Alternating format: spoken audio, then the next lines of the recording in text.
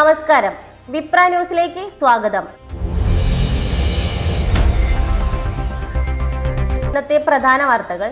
കോട്ടയത്ത് KSRTC bus കത്തിനശിച്ചു, ഒഴിവായത് വൻ ദുരന്തം. മണിമലയ്ക്ക് സമീപം പഴയടത്ത് ഓടിക്കൊണ്ടിരുന്ന KSRTC ബസ് തീപിടിച്ച് പൂർണ്ണമായും കത്തിനശിച്ചു. ഇന്ന് പുലർച്ചെ 3:45 അപകടം നടന്നത്. ബസ്സിലുണ്ടായിരുന്ന 28 യാത്രക്കാരും അത്ഭുതകരമായി രക്ഷപ്പെട്ടു. മലപ്പുറം ഡിപ്പോയിൽ നിന്നുള്ള KSRTC ബജറ്റ് ടൂറിസം സെല്ലിന്റെ ഗവി യാത്രക്കിടെയാണ് അപകടം സംഭവിച്ചത്. കൊച്ചിൻ കാർണിവലിന്റെ ചരിത്രത്തിൽ ആദ്യമായി ഇത്തവണ 2 പാപ്പാഞ്ഞികളെയാണ് ഫോർട്ട് കൊച്ചിയിൽ കത്തിക്കുന്നത്. പുതുവത്സരാഘോഷത്തിനായി എത്തുന്ന വൻ ജനത്തിരക്ക് നിയന്ത്രിക്കുന്നതിന്റെ ഭാഗമായാണ് ഹൈക്കോടതിയുടെ അനുമതിയോടെ ഈ മാറ്റം വരുത്തിയിരിക്കുന്നത്.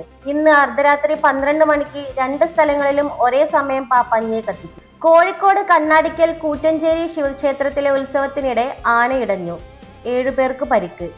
ആന ഓടുന്നതിനിടയിൽ ഉത്സവ നഗരിയിലെ ചില താൽക്കാലിക ഷെഡുകളും സമീപത്തെ മതിലുകളും തകർത്തു. എന്നാൽ ആന ആരെയും ആക്രമിക്കുകയോ ആർക്കും ഗുരുതരമായി പരിക്കേൽക്കുകയോ ചെയ്തിട്ടില്ല. മധ്യപ്രദേശിലെ ഇൻഡോറിൽ മലിനജലം കുടിച്ച് 8 മരണം, 100-ലധികം പേർ ചികിത്സയിൽ തുടരുന്നു.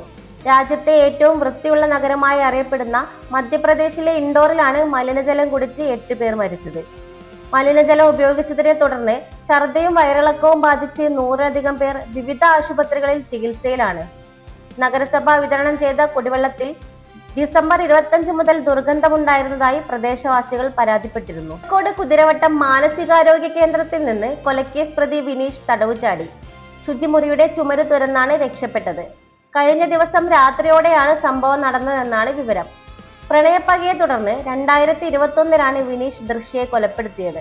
ഈ കേസിലെ വിചാരണ നടപടികൾക്കിടെ മാനസികാസ്വാസ്ഥ്യം പ്രകടിപ്പിച്ചതിനെ തുടർന്നാണ് വിനീഷിനെ കുതിരവട്ടത്തേക്ക് മാറ്റിയത്.